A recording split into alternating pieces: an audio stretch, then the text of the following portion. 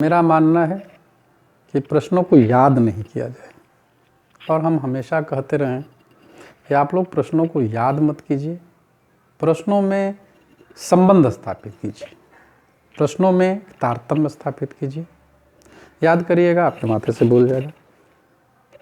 आप ऐसा करिए कि क्वेश्चन को अपने माथे में इस प्रकार घोल लीजिए कि वो किसी न किसी रिलेशन के कारण रह जाए। याद करना कठिनाई आता है। हमने देखा है अक्सर कि हम जब जाते हैं क्लासेस के लिए तो बच्चों को अगर कुछ चीज़ सीक्वेंस में कहा तो बच्चे कहते हैं हाँ, लेकिन जब वह सीक्वेंस में आते हैं तो दिक्कत होती है।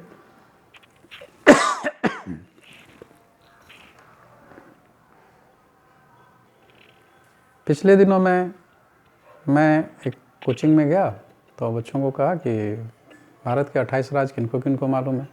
तो 40 बच्चों की उपस्थिति में 35-37 बच्चों ने हाथ उठाई और हमने एक एक करके बुलाना शुरू किया।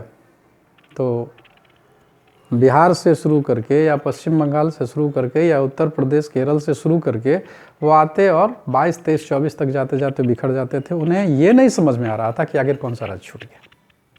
तो मैं इसी पर एक उदाहरण देता हूँ कि आखिर प्रश्नों में हम कैसे संबंध स्थापित करें, कैसे सीक्वेंस बनाएं ताकि हम उसको अपने माथे में पूरी की पूरी रख सकें।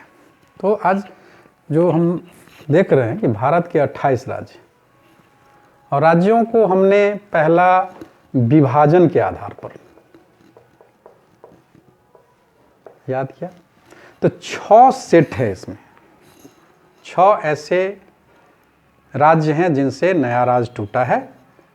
बहुत ज़्यादा पुराना नहीं हुआ। बिहार से झारखंड टूटा, उत्तर प्रदेश से उत्तराखंड टूटा, मध्य प्रदेश से छत्तीसगढ़ टूटा, आंध्र प्रदेश से तेलंगाना, पंजाब से हरियाणा और महाराष्ट्र से गुजरात। इस प्रकार 6 सेट में 12 राज्य हम याद कर सकते हैं विखंडन के आधार पर। अब विखंडन के आधार पर देखने के बाद हम सीक्वेंस बदलेंगे और सबसे बड़ा राज्य हम राजस्थान है हमारे पास, तो 13वां राज्य राजस्थान हो गया।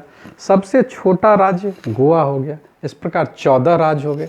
अब हम थोड़ा सा एटलस का स्मरण करेंगे। चित्रों के तरफ से अगर देखते हैं तो हमारे जेहन में, हमारे दिमाग में आसानी से आता है। तो एटलस को अगर ध्यान में देखेंगे तो दक्षिण में 3 राज्य बचे रह जाते हैं, केरल, कर्नाटक, तमिलनाडु।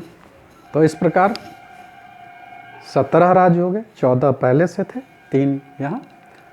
अब मध्य और उत्तर के तरफ नज़र दौड़ाएंगे तो 3 राज्य बच जाते हैं, उड़ीसा, पश्चिम बंगाल और हिमाचल प्रदेश।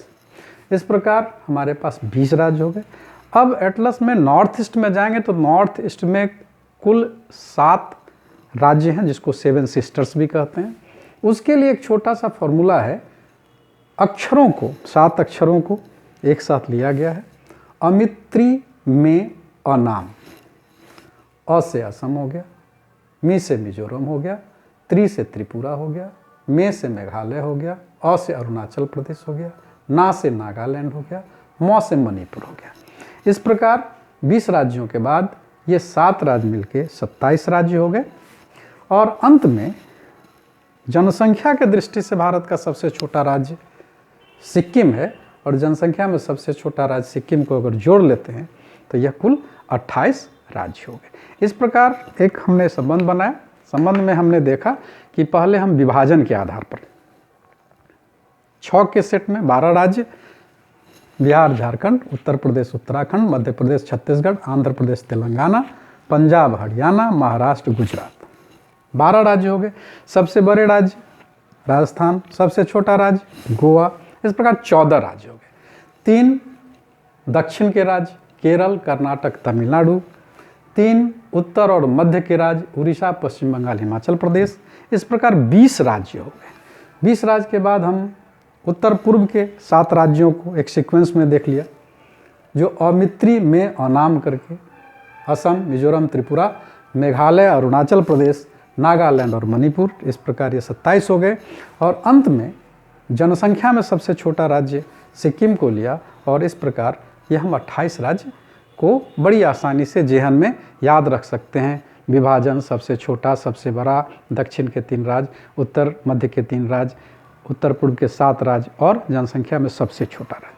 तो ये टेक्निक अगर आप किसी भी विषय में अपनाते हैं, किसी भी तरह के भूगोल में अपना लें, इतिहास में अपना लें, साहित्य में भी अपना लेंगे, तो एक संबंध स्थापित कर लेना। और जानते हैं संबंध टूटता नहीं है, जितना मजबूत संबंध बनाइएगा उतनी ही मजबूती से आपको याद रहेगा। इस चीज़ को इतनी ही तक ध्यान दे करके समाप्त करते हैं।